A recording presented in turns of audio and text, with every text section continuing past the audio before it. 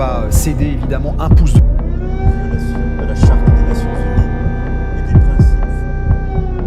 More than 700 Israelis are now feared dead after unprecedented attacks by Hamas militants. It represents the biggest loss of life in a single day in Israeli history. La scène a été filmée entièrement.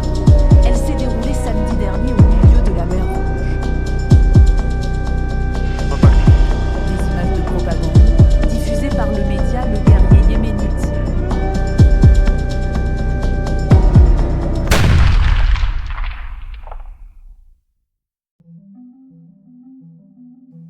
Ukraine, 24 février 2022. Au Karabakh, 19 septembre 2023. Israël, 7 octobre 2023. Mer Rouge, 19 novembre 2023. Chacune de ces dates marque un basculement. Chacune révèle à l'Europe un lot de vulnérabilité aux approches immédiates de son territoire.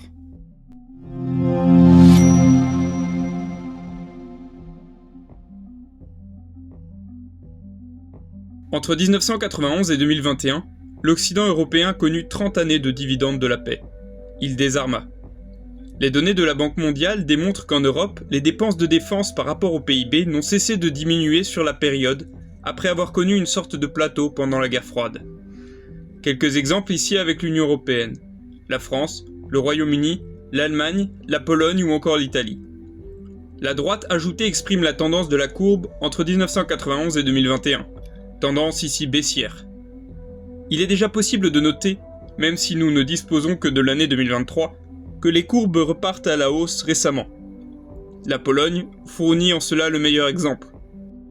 On le sait, les coûts des matériels militaires augmentent de plus en plus, notamment à cause de leur sophistication et du faible nombre de productions.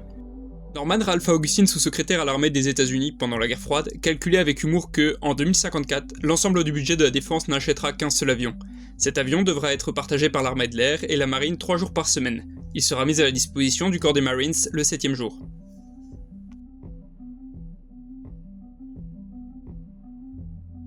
La baisse de la part du budget de défense par rapport au PIB et l'augmentation des coûts des matériels ont conduit à un désarmement de l'Europe.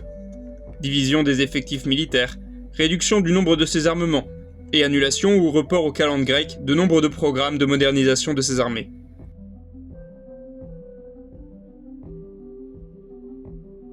Mais l'Europe désarma surtout intellectuellement, en ne concevant plus la guerre, sa violence la plus extrême, la haute intensité, ou même l'attrition directement sur le sol de ses États. Se croyant unie et préservée continentalement, malgré l'ex-Yougoslavie, la Transnistrie, elle ne conçut plus la guerre comme un objet intrinsèquement lié à la nature humaine, qui traverse les âges et les cultures sans souffrir d'exception.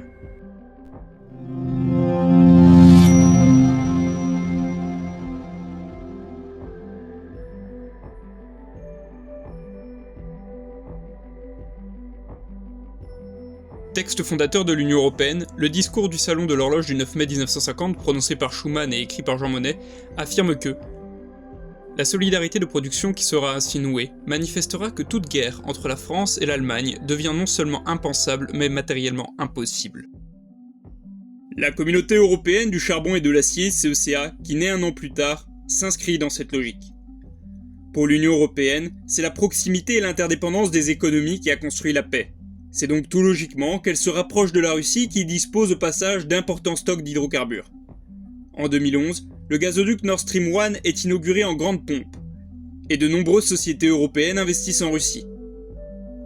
La déstabilisation de la Géorgie par la Russie en 2008 avec le conflit en Ossétie du Sud et en Abkhazie n'a pas servi d'alerte. De même, la spoliation de la Crimée en 2014 et l'alimentation du conflit dans le Donbass n'ont pas réellement provoqué un réveil européen. L'Europe pensait encore pouvoir régler les conflits de l'étranger proche de Moscou par des tractations ou des protocoles de cessez-le-feu. Ainsi, les accords de Minsk II relatifs à la paix dans le Donbass sont signés en 2015 au format Normandie. France, Allemagne, Russie et Ukraine. En France, le livre blanc de 2008 note le retour d'une politique de puissance en Russie et ne propose que des mesures diplomatiques ou économiques. Une démarche commune des pays européens pour proposer à la Russie une coopération à la fois ambitieuse et équilibrée est nécessaire. Une telle démarche permettra également d'inciter la Russie à un exercice responsable de sa puissance retrouvée, élément indispensable d'un partenariat pour faire face efficacement aux défis internationaux. La volonté annoncée par la Russie d'être associée aux opérations de l'Union européenne constitue un signal encourageant. En 2013, le nouveau livre blanc relève les mêmes éléments d'un retour de puissance russe et pointe l'arme économique de Moscou. La question énergétique est désormais un enjeu majeur de la politique étrangère russe. La Russie s'efforce d'établir un monopole sur les routes d'approvisionnement, ce qui complique les efforts des pays européens pour diversifier leurs importations. Pour autant, aucune mesure d'ordre militaire n'est demandée ou prise pour faire face spécifiquement à la remontée en puissance russe. Le livre blanc de 1994, conscient du désarmement programmé induit par les dividendes de la paix, avait pourtant prévenu de l'émergence d'un tel scénario qu'il jugeait très peu vraisemblable sur une période relativement longue. Ce scénario concernait la résurgence d'une menace majeure contre l'Europe occidentale. La menace envisagée y est décrite comme complète et les parallèles avec le pacte de Varsovie ne manquent pas. Forces nucléaires, sélectives ou massives, forces conventionnelles de haute technologie et moyens de subversion interne. Il précise néanmoins que la reconstitution d'une menace conventionnelle directe contre les territoires des pays d'Europe occidentale nécessiterait un temps relativement important et l'expression d'une volonté aujourd'hui heureusement absente. Pour lui, ce scénario est une hypothèse à part, non déterminante à ce jour pour définir les forces conventionnelles.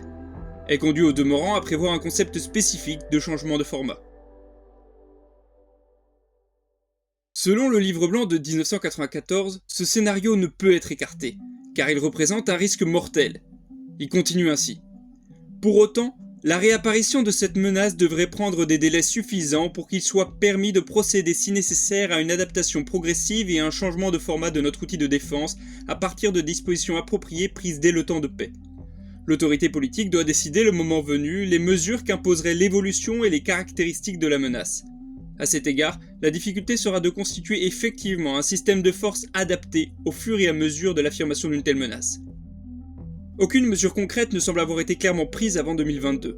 Si le livre blanc de 1994 avait bien prévu ce scénario, il est possible de lui reprocher de ne pas avoir prévu une sorte de thermomètre indicatif pour indiquer en fonction des menaces comment doivent être vêtues les armées.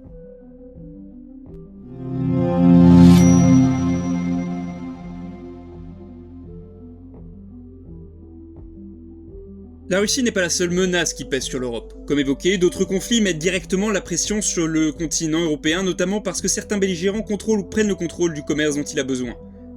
Hydrocarbures de bas coût ou interdiction de la mer Rouge par les Houthis par exemple. Les combats font rage aux portes du vieux continent et rien ne garantit que la violence ne se propage un jour plus à l'ouest.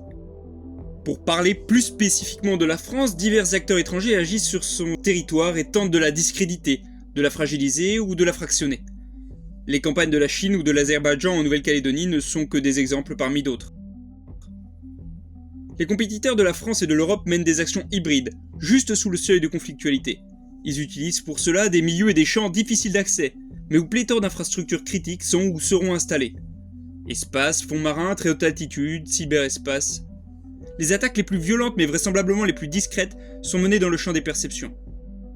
Dans une récente brochure, le ministère des Affaires étrangères citait le chiffre d'1,6 milliard de dollars pour totaliser les dépenses de la Russie en 2023 pour ses opérations de manipulation. Un coup d'œil au cours du rouble, et l'on se rend compte immédiatement de l'ampleur de l'investissement. En 2018, paraît un rapport commun entre l'Institut de recherche stratégique de l'école militaire, IRSEM, et le Centre d'analyse de prévision et de stratégie, CAPS, du ministère des Affaires étrangères, sur les manipulations de l'information comme défi pour les démocraties. Il relevait déjà, pour les opérations russes, le renforcement de 4 tendances pour les années à venir. La cinétisation, qui est l'attaque de la couche physique de l'information, c'est-à-dire des systèmes de communication. Un exemple, le 24 février 2022, jour de l'invasion de l'Ukraine, l'opérateur Viasat est attaqué. Il propose, grâce au réseau de satellites KSAT, une communication satellitaire. L'attaque de câbles sous-marins de télécommunication est aussi un exemple d'attaque informationnelle cinétique. La personnalisation des attaques, notamment sur des dirigeants d'entreprises ou politiques, représente aussi une évolution actuelle des opérations russes. Pour exemple, en septembre et octobre 2025, 2 campagnes ont visé le chef d'état-major de l'armée de terre, CEMAT, Pierre Schill, et le chef d'état-major des armées, le CEMA, Fabien Mandon. Diffusées en plusieurs langues par les services russes et des groupes affiliés, ces 2 campagnes avaient pour objectif de montrer que le CEMAT ne suivrait pas les ordres du président de la République et que le CEMA voulait déployer la Légion étrangère en Ukraine. La normalisation, c'est le fait de réussir à manipuler une partie de plus en plus grande de la population pour qu'elle défende des intérêts russes et que les thèses pro-russes se banalisent ou deviennent acceptables. La proxyation est le fait de manipuler une population et de la dresser contre un État ou un gouvernement à ce point qu'elle finisse par être un proxy, c'est-à-dire un acteur qui livre une lutte de manière interposée. Le jeu a déjà été joué au Sahel, où la France se fait chasser après avoir sécurisé victorieusement les pays sur leur demande. Publié en 2018, ce rapport a aujourd'hui quelques limites. Par exemple, il n'anticipe pas correctement la complexification des attaques informationnelles multicanaux. Page 165, il est notamment écrit que l'Europe et l'Amérique du Nord étant devenues des espaces trop évidents et du même coup saturés de contre-mesures avec des populations très éduquées et largement sensibilisées, il faut s'attendre à une extension du champ de bataille aux nouveaux fronts identifiés précédemment, en particulier l'Afrique et l'Amérique latine. Les contre-mesures évoquées où les populations éduquées et largement sensibilisées deviennent des variables très volatiles, avec des attaques de plus en plus complexes que mènent la Russie ou les autres adversaires de la France. La proxyation d'une partie de la population française, possiblement récupérée par un parti politique, n'est donc pas à exclure d'un revers de main. Alternative économique affirmait dans une cartographie récente que la France concentre 21,2% des manipulations et interférences informationnelles sur les 10 premiers pays cibles de la Russie, deuxième pays après l'Ukraine.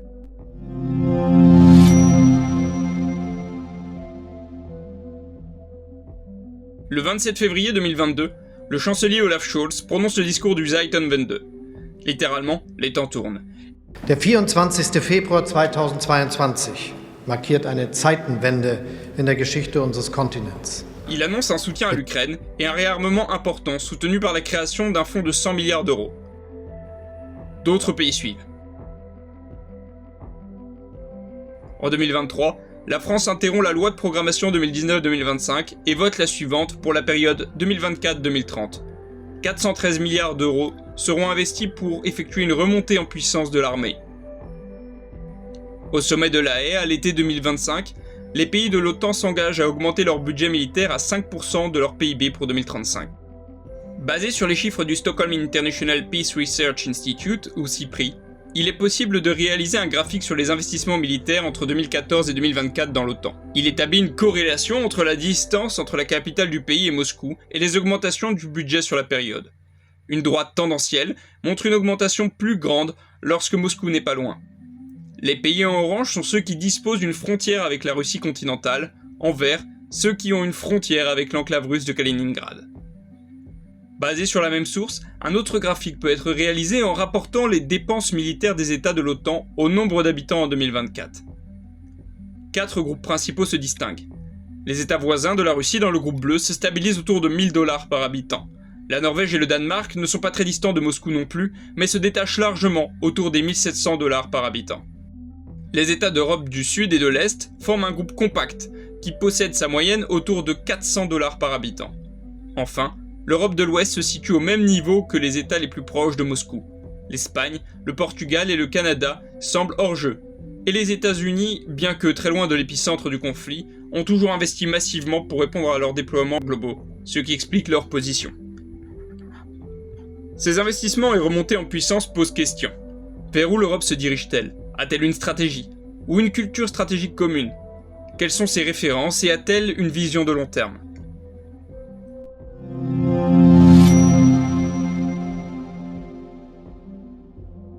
Dans ce contexte, il est temps de refermer la parenthèse stratégique. Aux instabilités régionales, africaines ou moyen-orientales, s'ajoute désormais le spectre d'une puissance russe renouvelée. Sans glisser dans un va-t-en-guerre inopportun, l'armement des esprits devient une nécessité pour comprendre la guerre, cette activité humaine, considérée comme la plus déterminante et la plus complexe. Pour reprendre les premiers mots du traité de stratégie d'Hervé Couto-Begary, la guerre est matrice de l'histoire. Nous ne sommes pas en guerre, mais nous ne sommes pas non plus en paix.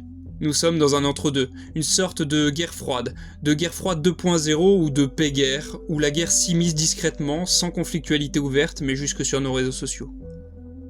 Pour étudier la guerre et ses formes sans nombre, le fameux caméléon clausewitzien, nous étudierons les grands auteurs stratégiques. Nous analyserons leurs pensées, leur héritage, leur postérité.